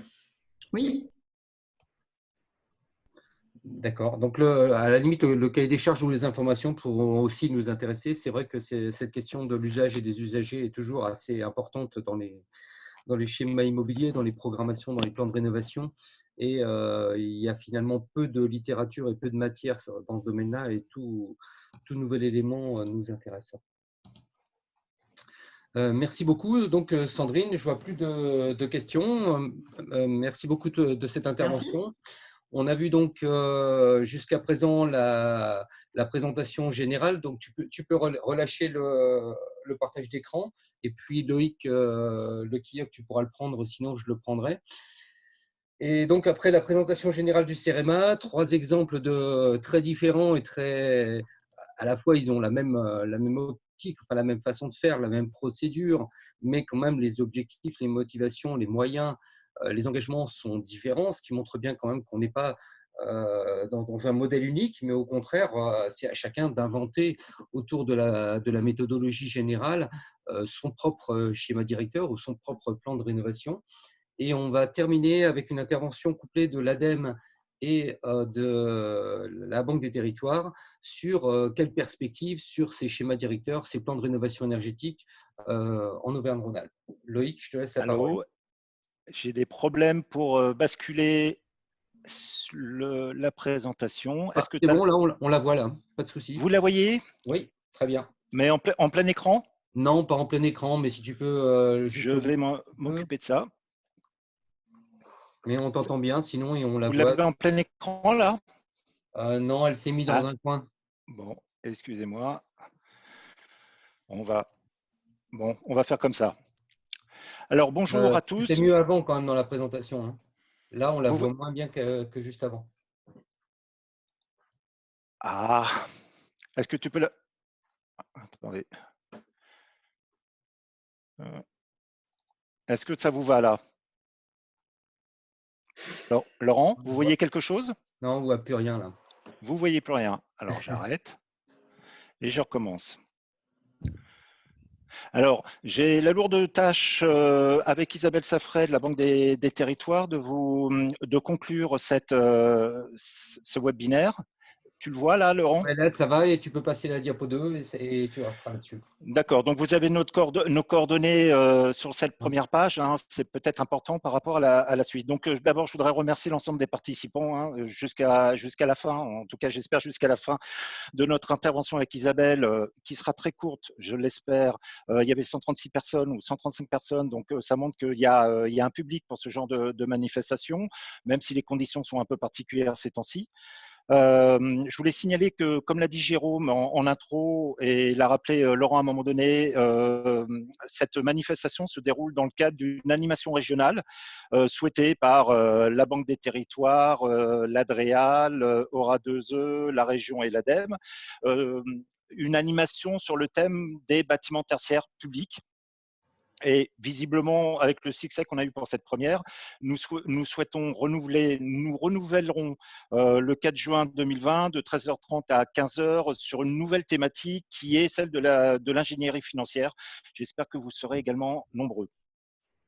Bon, moi, ce qui m'a intéressé dans cette présentation, et je trouve que l'intérêt majeur, c'est d'optimiser l'usage des bâtiments et donc des ressources. Hein. Alors, des ressources financières et budgétaires pour les collectivités, mais également la consommation des ressources naturelles. Elle permet également de créer des dynamiques sur les territoires et des dynamiques au sein des équipes. Donc, à la lecture de tous ces avantages, et parce qu'on avait entendu un peu parler de ce qui s'était déroulé en Normandie avec la Banque des Territoires, on a souhaité renouveler cette opération, mais cette fois-ci à une échelle Auvergne-Rhône-Alpes. Alors pour l'instant, comme vous pouvez le voir, c'est un projet 2020, c'est quelque chose que nous sommes en train de travailler avec la Banque des Territoires, mais les grandes lignes sont déjà là. L'idée est de lancer un appel à manifestation d'intérêt sur l'élaboration et la mise en œuvre d'un schéma directeur immobilier qui serait porté soit par des collectivités, soit par des EPCI. Hein, l'idée est de faire appel à un prestataire, comme ça s'est déroulé en Normandie, qui accompagne la collectivité dans l'élaboration et la mise en œuvre. Attention, c'est bien la collectivité qui connaît son patrimoine, qui sait quels sont ses objectifs politiques et qui élabore le SDI, sachant que le prestataire est là pour apporter ses compétences, de la méthodologie, etc. etc. Nous, ce qu'on souhaite, c'est que cette opération se lance cette année pour un début de la prestation en 2021. Donc, l'idée est de retenir d'ici septembre, octobre, novembre, une quinzaine de lauréats une quinzaine de dossiers portés par des collectivités ou des EPCI pour pouvoir démarrer en début 2021. Je me rends compte que je me suis trompé sur les dates sur ma présentation. J'ai mis 2019 et 2020, alors que c'était 2020 et 2021. Cette opération, comme en Normandie, est envisagée d'être financée à 100% par la Banque des Territoires et par l'ADEME, et donc menée par un prestataire qui sera sélectionné au niveau national par la Banque des Territoires et l'ADEME. Voilà. Donc l'idée de vous présenter cette diapo et cet appel à manifestation d'intérêt, alors qu'il n'est pas encore complètement finalisé, il faut être clair, mais on a déjà les idées. C'est vous, participants à ce webinaire, commencez à réfléchir si vous êtes intéressé par mettre en œuvre un schéma directeur immobilier, en parler à vos élus si jamais vous êtes des techniciens ou en parler à des techniciens si jamais vous êtes élus, de façon à pouvoir postuler le plus tôt possible en septembre, quand on cherchera, nous, à déterminer des lauréats pour ce schéma, pour cette opération. Je vais peut-être compléter les propos de Loïc pour dire que vous avez bien compris dans les interventions que parmi les prérequis qui seront nécessaires pour lancer cette démarche, il y aura déjà une vraie volonté politique. Je pense que ça vous a été dit par l'élu d'Hérouville. Pour se lancer dans un schéma directeur immobilier, il faut vraiment que les élus portent le sujet. Il faudra également que les collectivités s'organisent en approche transversale, parce qu'on voit bien que c'est une approche qui met en œuvre à la fois des compétences techniques, mais aussi financières, et qu'il faut un peu tous les services autour du sujet. Et il faudra également que les collectivités qui voudront candidater mobilisent des ressources en interne, puisqu'on aura un AMO qui sera là pour apporter de la méthode, pour mettre à disposition un outil pour traiter les données, et puis pour effectivement accompagner toute l'élaboration, mais qu'il faudra aussi qu'en interne, un travail important soit fait. Donc, j'espère qu'on trouvera parmi vous des collectivités intéressées par cette démarche qui nous paraît vraiment très, très intéressante pour pouvoir ensuite entreprendre des stratégies de rénovation énergétique. Merci beaucoup. Alors, il y a quand même une petite remarque. Est-ce que vous avez une petite idée sur les critères de sélection? Ou comment est-ce qu'on peut donner justement, j'en ai cité certains déjà, ressources internes, volonté politique, organisation transversale. Après, il y aura peut-être des critères de taille, mais on n'est pas encore tout à fait au point sur ce type de critères. Ce ne sera a priori, on peut quand même dire qu'on ne pense pas que ça sera des très petites collectivités. Le patrimoine de ces très petites collectivités est généralement modeste.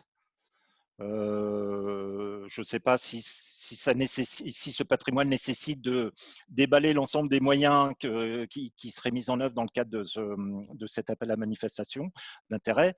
Oui, à moins que ce soit mutualisé au niveau à moins qu'elle soit effectivement d'intercommunalité. Mais s'il n'y a pas d'intercommunalité, on est plutôt à l'échelle de collectivités de quelques milliers d'habitants. Voilà. Bon, par exemple, Hérouville, c'est 23 000, je crois. Albertville, la Capi, oui, la Capi, c'est une interco, donc c'est un peu différent. Il y a encore deux remarques aussi, effectivement, par rapport aux élections et aux changements à la fois sur les municipalités et sur les intercommunalités. Comment vous prévoyez de gérer ça? Alors ça va être un peu compliqué, surtout au niveau de l'interco. Au niveau des collectivités, je crois qu'il y a 5000 collectivités en France qui n'ont pas d'exécutif. Ici, ils ont un exécutif, mais qui n'ont pas eu qui attendent le deuxième tour des élections pour connaître leurs élus. Ça veut dire qu'il y a quand même beaucoup de collectivités qui, en France, connaissent déjà leur équipe municipale. Donc, au niveau des communes, on pense qu'on devrait trouver un volant de collectivité suffisante. Le problème, c'est effectivement pour les EPCI. On n'a pas de réponse. Pour Moi, j'en ai autant, pas en tout cas. vous pourriez faire un appel à manifestation d'intérêt avec une version pour les communes et une version pour les intercommunalités avec des dates de dépôt différentes.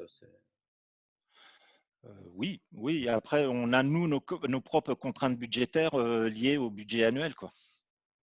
Mais ça veut pas dire que cette opération, elle se renouvellera pas, hein. Cette année, on en lance une. Peut-être que l'an prochain, on en lancera une nouvelle, auquel cas les EPCI pourront candidater. C'est clair que c'est un des échanges qu'on a sur le chat là. Bien évidemment, les 5000 communes que tu évoquais, ça c'est Sébastien Contamine qui le précise, c'est surtout les plus grosses. Donc là, du coup, on va se retrouver avec les plus grosses qui ne vont pas pouvoir candidater parce qu'elles ne sont pas encore dotées d'un nouvel exécutif. Bon, pour autant, ça laisse encore de quoi faire avec les petites, mais c'est vrai que les schémas directeurs ou les plans de rénovation qu'on a vus, on voit bien que c'est le passage obligatoire pour arriver à avoir une vraie stratégie de rénovation qui rentre dans les clous d'un objectif 2030 ou 2050. Et même avec ces programmations, ce n'est pas si facile comme nous montrait et Albertville et la CAPI. Donc, déployer ces schémas directeurs ou ces plans de rénovation dans toutes les collectivités, c'est vraiment un objectif majeur et prioritaire pour tout le monde. Donc, voilà. Alors, cette opération, elle se déroule sur une quinzaine de collectivités. C'est une poursuite de l'expérimentation qui a débuté en Normandie. Il y a d'autres régions en France qui devraient et d'autres délégations régionales de l'ADEME avec la Banque des territoires qui devraient lancer aussi ces AMI. Mais pour l'instant, on n'est pas dans l'objectif de couvrir tout le territoire. On a vraiment beaucoup à apprendre, même si déjà la Normandie nous apprend beaucoup, avant de se lancer dans une diffusion tout azimut de ces SDI, hein. En tout cas, vu de l'ADEME. Alors, par rapport à toutes les questions qui foisonnent, là, bien sûr, donc l'ADEME, la Banque des territoires vont faire attention à ces questions de désignation des élus pour pouvoir lancer leur AMI, et bien sûr, ils en tiendront compte. Est-ce que pour autant, Loïc et Isabelle, enfin, les participants peuvent commencer à vous envoyer un peu, non pas des dossiers de candidature, mais des projets, juste pour que vous puissiez voir un peu les candidatures qui pourraient se présenter. Parce qu'effectivement, comme tu l'as dit aussi Loïc, 15 dossiers, c'est pas non plus pour la taille d'Auvergne-Rhône-Alpes, c'est pas non plus tellement important. Donc tu peux démarrer là-dessus, sur ceux qui sont mûrs aujourd'hui, et puis l'an prochain, ce sera les suivants, quoi. Oui, tout à fait, hein. Vous pouvez vous manifester déjà, enfin, je pense, hein, si vous avez de l'intérêt pour la démarche, hein. Donc, c'est toujours intéressant, bien sûr. Tout à fait. On peut même en discuter au téléphone, hein. J'ai pas mis le numéro de téléphone, mais il y a l'adresse mail. Donc après, on pourra prendre langue. Je voudrais revenir sur la taille des collectivités. Très clairement, la volonté de la Banque des territoires et de la direction régionale de l'ADEME est de cibler des collectivités qui ont peu d'ingénierie en interne, qui ont peu de moyens, hein. C'est très clairement pas les grosses collectivités, c'est-à-dire supérieures à 100 000 habitants, qui sont visées, hein, de façon à ce qu'il n'y ait pas d'erreur sur le ciblage, hein. Oui, on est vraiment sur des collectivités de taille, celle d'Hérouville avec une centaine de bâtiments, 200 bâtiments et 60 sites, c'est ça, ou celle de la CAPI ou d'Albertville plutôt avec 100 sites, c'est des collectivités qui nous semblent intéressantes. Parfait, on va bientôt arrêter. Juste une dernière question qui apparaît là, c'est sur la question des conseils départementaux. Est-ce qu'ils sont exclus de l'appel à projet ou est-ce que finalement ils sont également dans votre cible en tant que maître d'ouvrage, bien sûr, sur les collèges et d'autres bâtiments qu'ils possèdent? Eh ben, on terminera sur un joker. On A n'avait priori, pas. on n'avait pas vraiment pensé aux conseils départementaux. C'était pas notre cible prioritaire. Pour les raisons qu'on évoquait. Mais a priori, oui, voilà, parce qu'on pense qu'ils peuvent avoir d'autres moyens. Bon, mais a priori, on n'écarte pas au moins un dialogue avec certains si vous le souhaitez. Et puis, il y a peut-être d'autres moyens aussi de vous accompagner que cette AMI. Ok, donc ensuite, bon, il y a d'autres questions, mais je pense que on reviendra dessus à un autre moment quand les choses seront plus mûres aussi, sur est-ce que les communes peuvent se regrouper, est-ce que les intercos peuvent se regrouper. Bien évidemment, je pense que tout ça, ça va s'affiner. Là, aujourd'hui, c'était une première annonce de l'ADEME et de la Caisse des dépôts. Le projet est en train de mûrir. Envoyez-leur vos remarques de telle manière à ce qu'ils mûrissent en prenant en compte la réalité du terrain. C'est très bien. Et puis, voilà quoi. Je voudrais rajouter quelque chose. Si on est à l'échelle de l'interco, c'est l'interco et les bâtiments des collectivités qui nous intéressent. Oui, en oui. général. Donc, Sinon, on risque d'avoir des intercos avec peu de patrimoine. J'en connais certaines. Pas toutes, hein, bien sûr. Mais vraiment, faut qu'il y ait un choix à faire. Faut qu'il y ait une optimisation à gagner. Voilà.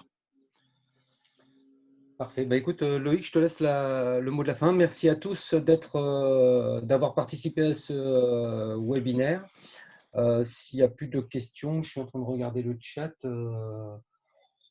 On va arrêter là.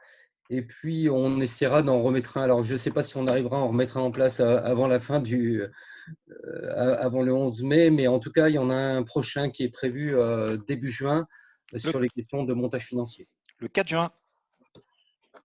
Le 4 juin, exactement, oui, tout à fait. Laurent, quid de la mise à disposition de l'enregistrement ainsi que des livrables pour ceux qui auraient souhaité se connecter mais qui n'ont pas pu le faire?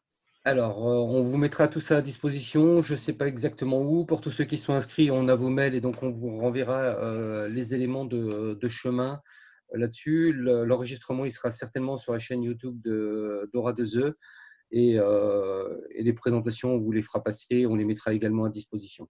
Pas de souci là-dessus. Et puis, en même temps, on vous invitera au prochain webinaire le 4 juin. Voilà, on aura besoin d'un petit temps pour faire tout ça, donc sous une dizaine de jours. Ok, merci à tous. On clôt la réunion et puis merci beaucoup à tous les intervenants, merci à tous les participants et à bientôt. Merci, au revoir. Merci, au revoir.